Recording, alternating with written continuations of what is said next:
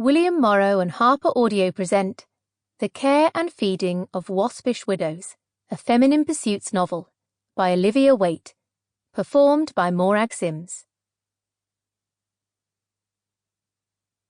The publication of a lascivious book is one of the worst offences that can be committed against the well-being of society. Let the rulers of the state look to this, in time. Robert Southey. Chapter 1. May the 1st, 1820.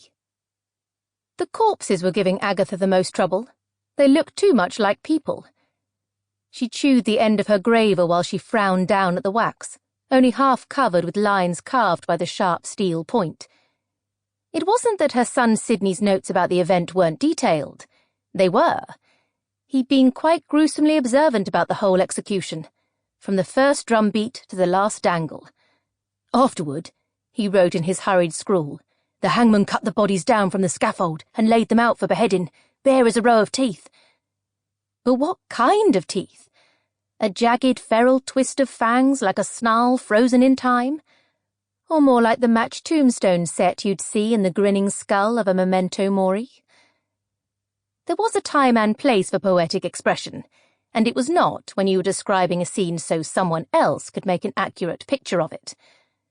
Agatha's efforts to educate her son after his father's death had never prioritized, make sure the boy can convey his ideas in clear and precise metaphor. But maybe they ought to have. Thomas would have been so flummoxed, rest his soul. Agatha had been widowed 3 years now, raising a boy on the cusp of manhood and running Griffin's print shop, and never more than an inch shy of catastrophe. Even something as familiar as copperplate etching, which she'd learned at her mother's knee, seemed only another opportunity for everything to go wrong. She spun the graver vexedly in her hand and cursed all teeth. If she were a history painter in the Royal Academy, like the ones whose work she'd so often copied for the menagerie, she'd strive to make each dead man unique. An outflung hand here, over there an agonized crooking of limbs. Careful composition would allow the varying shapes and poses to mirror and counterbalance one another, and create a whole greater than the sum of its individual parts. The viewer wouldn't be aware of this, but they would feel it, deep in their gut.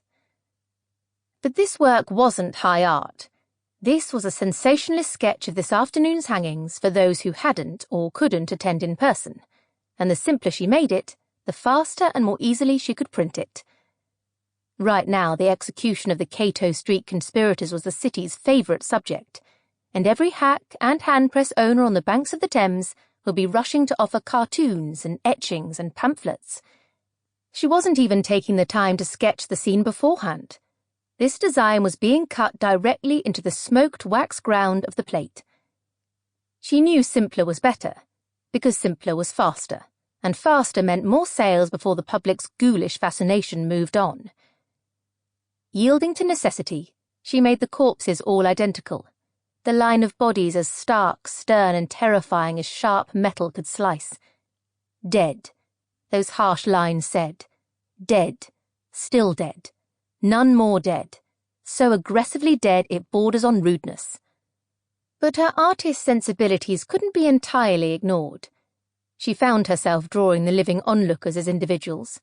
A tall woman, a fat man, a pair of friends with straw hats and walking staves, come in from the country to see the execution, a child pointing and clutching its mother's hand.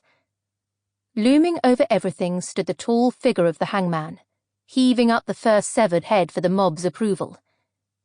They hadn't approved, Sidney's notes explained. They'd booed and hissed and thrown things at the executioner, crying out against state violence and the tyranny of wealthy, self-interested men. And no wonder. Everyone knew the government was corrupt, from the magistrates to the House of Lords to King George himself. Agatha carved the hangman's outlines especially deep into the wax, so the acid would bite deep and the rich black ink would be sure to fill the space thickly. He ought to inspire fear, though he wasn't the man who scared her most in this business. George Edwards had been second in command of the assassination attempt. It had been his urging that had spurred the plot onward, and his knowledge of Sample complete. Ready to continue?